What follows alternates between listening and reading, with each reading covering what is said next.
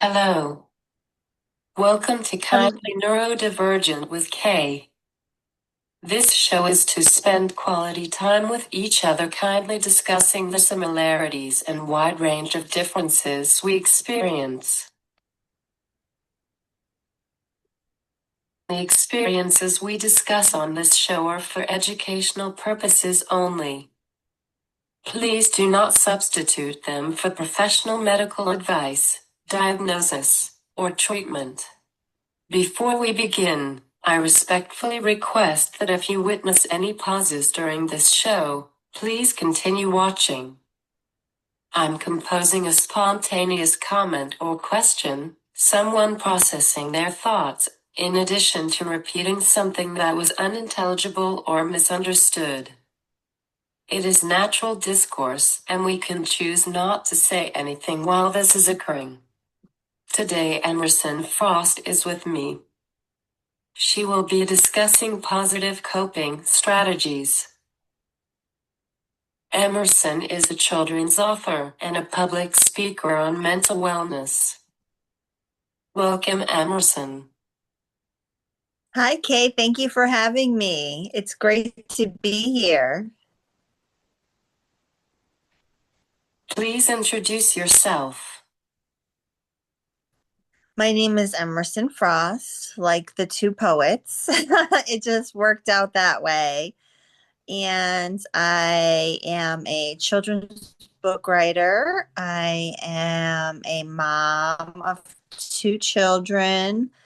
I have a podcast as well, and you can find me at emersonfrost.org. When did you first realize the importance of learning positive coping skills?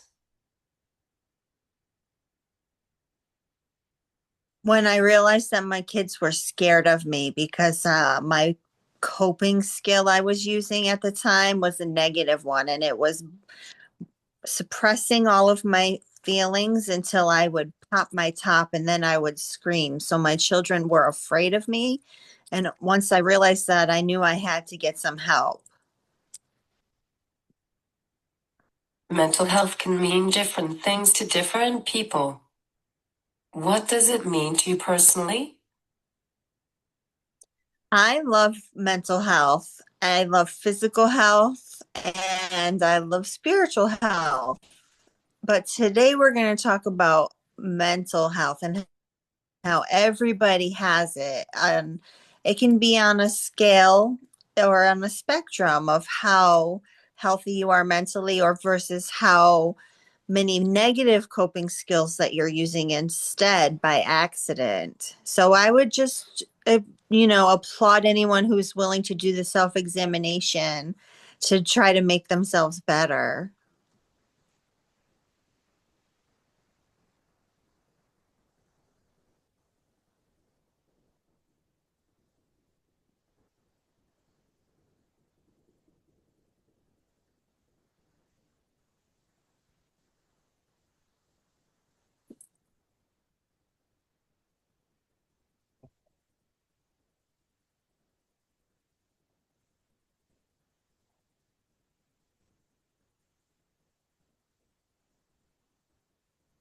What is a positive coping strategy? Positive coping strategy is something that does not cause harm to yourself or someone else. A negative coping strategy is something that maybe you learned from your childhood environment or you just never examined something. Like my negative coping skill was to yell and scream instead of just to give myself a minute. I didn't have permission from myself to validate my feelings. So that was why I had a negative coping skill. And mental health helps me understand how coping skills can positively or negatively impact every area of my life. My three favorite positive coping skills are practice the pause, radical acceptance, and the third one is escaping my mind because that's what PTSD does. It causes memory gaps, which is why I have notes. The third one is Positive affirmations. I'm a big believer in all of these things. And when I first learned about positive affirmations, I was like, how dare they try to tell me what to think about myself? So I would have to put the headphones in like when I was half asleep, and then I would listen to it while I was falling asleep. And in the morning, I couldn't believe it, but I woke up and I wasn't dreading the day. So I was like watching positive overall of the negative self talk, and it reprograms how I see myself completely. So that's what I mean when I talk about positive affirmations. And I just go on YouTube and I just type in like I am affirmations or morning affirmations or affirmations for gratitude, whatever I'm in the mood for at that moment. And then I just go for it. The one about practicing the pause is really about maturity, being mature enough to have an internal reaction without letting it become a negative external interaction. So the feeling of anger, the feeling of fear, the feeling of um, peer pressure, anything like that, it's going to sting no matter what, but you can train yourself by practicing the pause to transform all those negative emotions into compassion for yourself and the other person.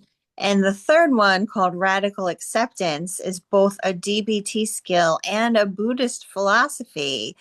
Radical acceptance does not mean that you're accepting the abusive situation that you're in. It does not mean that you have to forgive your abuser. In my case, I had a trauma history. And what it does mean is that today I don't have to hyper focus on that past anymore because I've gone through the work of the positive affirmations to reframe my brain and retrain my brain like, no, we're going to think that things are going to work out instead of catastrophizing. And then radical acceptance is basically saying that I do not like this situation. I have boundaries that are being crossed, but I can still choose my behavior and my reaction. I'm still going to be in control of myself, even though someone is trying to throw me out of control so they can manipulate me. And again, this is just a lot of my trauma history, but that's who I am. I am someone who has trauma history and I've dealt with it. And my life is so much better because of these positive coping skills, Kay. Why is yelling and screaming negative? Because what you're doing is you're taking your feelings and instead of turning them into compassion for yourself, you're lashing out at other people and you're throwing your mess at them.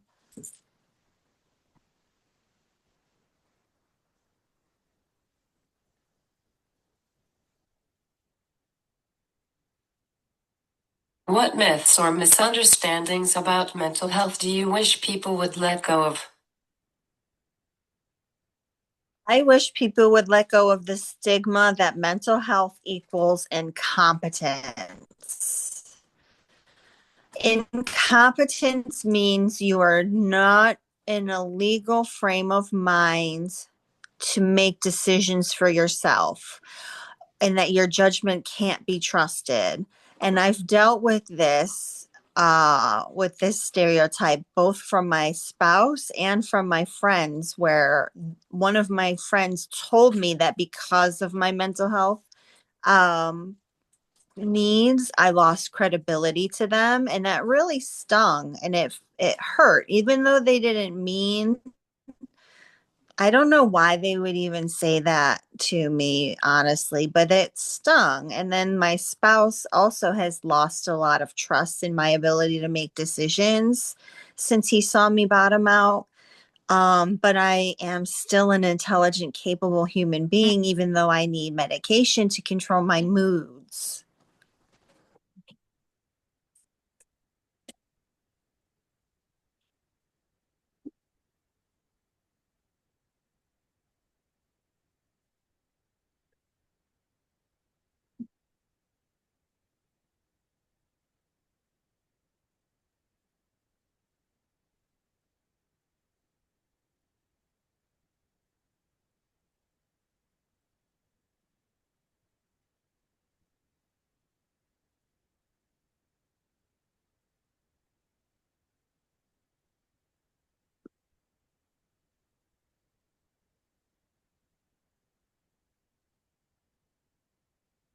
Have you experienced misunderstanding from doctors? Back in 2002, when I was first diagnosed with depression and hospitalized for suicidal ideations with a plan, um, that's when I was like, okay, they gave me meds. I wasn't feeling therapy at all. I only saw the doctor to get my meds refilled. But today,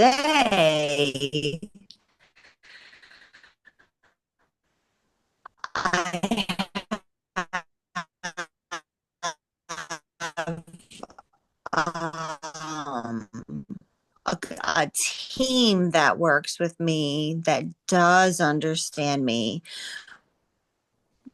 I had a really hard time in 2020. It was my rock bottom, and I did end up being taken to the hospital for a mental health check. Um, and everyone was just like so compassionate and understanding and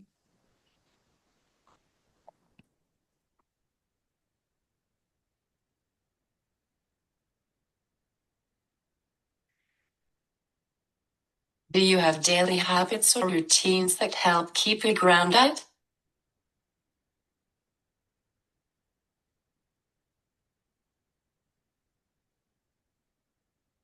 definitely I practice all three of those coping skills every day, practicing the pause, radical accept, positive affirmation. And I like to listen to guided meditations when I'm awake, a comfortable level for me. And I'll just listen to the guided meditation to center me on gratitude because the antidote for fear and worry and all of that is really gratitude coming from a point where you see what you have to be grateful instead of seeing what has been taken away from you. So really keeping that mindset takes a lot of work. So I'll listen to the positive affirmations at least 3 or 4 times a week.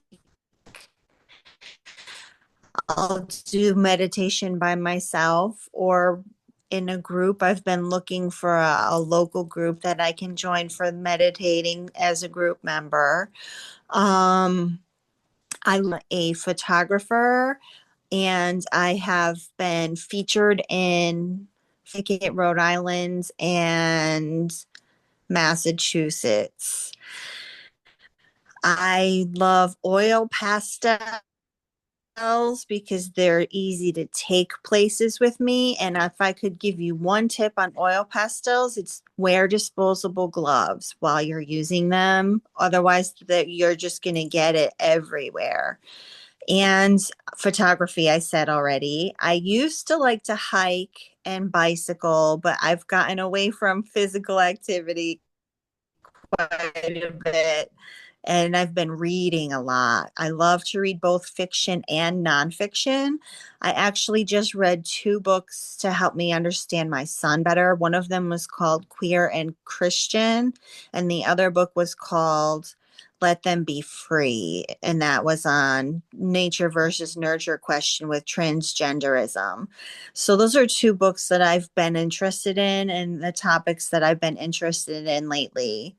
Um, and so, yeah, those are the things I do: art, walking by the pond, positive affirmations, meditation, prayer. Prayer and meditation are kind of the same thing. And to me, it just is you're talking to yourself in a meditation, and in a prayer, you're putting it out there to the universe or God.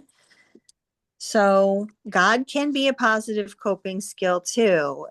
You don't have to believe in the God your parents taught you about. You can choose whatever that is for yourself, or you can just choose to believe in science and leave it at that. How do you know when a coping strategy is really working for you? A lack of mess around me.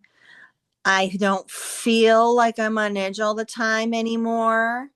And people around me aren't tiptoeing because they're not afraid of me anymore. Now they laugh and they make jokes about me and they just kid around. My kids, that is, I'm talking about, you know, how kids always roast their parents.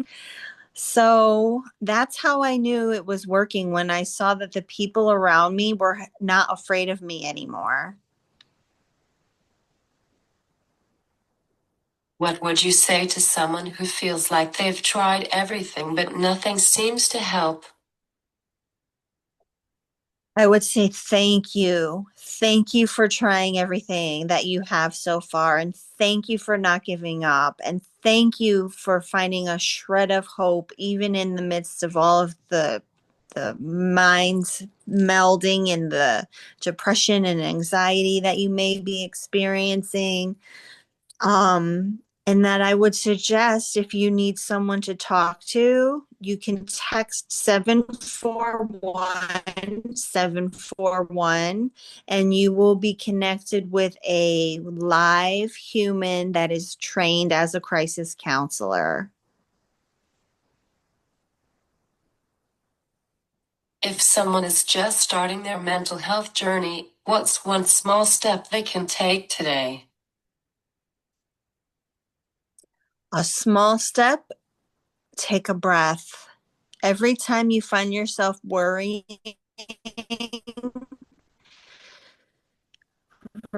relax your shoulders, unclench your jaw, exhale or inhale, because you're probably holding your breath, you're probably tight. And then you can, you know, just release the physical tension and gives you.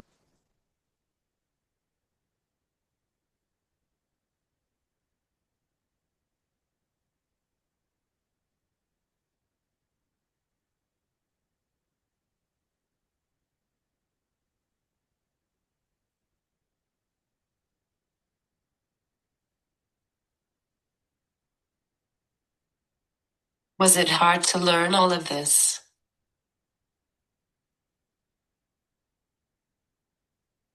And to whatever was my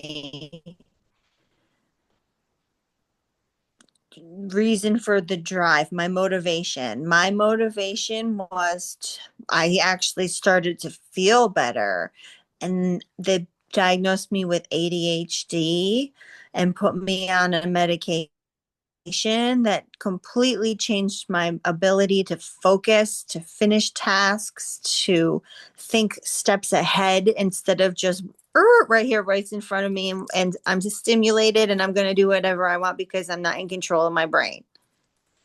So I definitely recommend medication too. Amazing.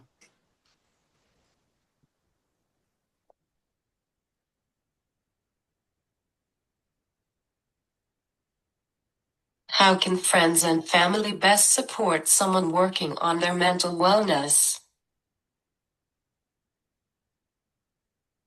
This deep listening and deep passion, or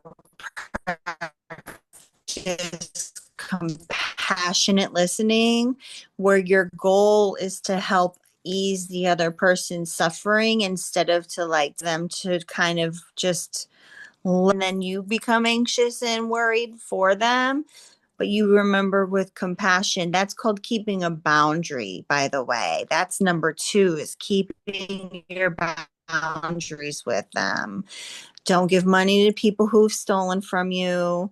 Um, don't let someone with a bad driving record borrow your car. Um, you know, boundaries. You can decide for yourself what they are and how important they are. And even when your friend is hurting so bad, the most important thing you can do is just remain yourself and be in listening ear. And then number three is saying to your friend, I will sit here with you while you reach a counselor who's trained to help people when they're down. And I will sit here with you while you text the number 741-741 and you come up with a resource, because 741-741, they don't just listen to what you have to say and do a safety check to make sure you're not going to do self-harm, but they also have lists of all of the public agencies available to help with all kinds of different situations. So I would definitely say number one, deep listening with compassion. Number two, maintain your boundaries. You are not responsible for fixing the situation for the other person. You are simply responsible for offering compassion. And number three, offering to sit with them while they call 741-741, because everyone should have a resource. And now you can be that resource without having to take on the responsibilities.